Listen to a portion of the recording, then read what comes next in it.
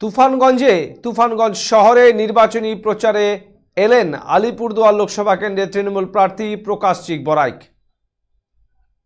মঙ্গলবার বিকালে তার নির্বাচনী ক্ষেত্র তুফানগঞ্জ বিধানসভা কেন্দ্রের অধীন তুফানগঞ্জ শহরের বাসস্ট্যান্ড এলাকায় নির্বাচনী সভাও করেন তিনি। এদিন তিনি তার ভাষণে বাংলার প্রতি বিজেপি পরিচালিত কেন্দ্রীয় সরকারের সরকারি আবাস যোজনায় 100 দিনের কাজ, জিএসটির টাকা নিয়ে বঞ্চনার কথা তুলে ধরেন।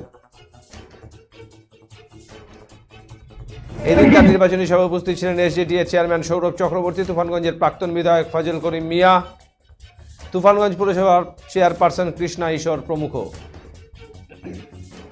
আমি কন্টিনিউ আসবো, আমি বলে যাচ্ছি এই লোকসভা কেন্দ্রে 4 তারিখের পরে যে 4 তারিখ যে কাউন্টিং আছে আমাদের বিজয় হবে।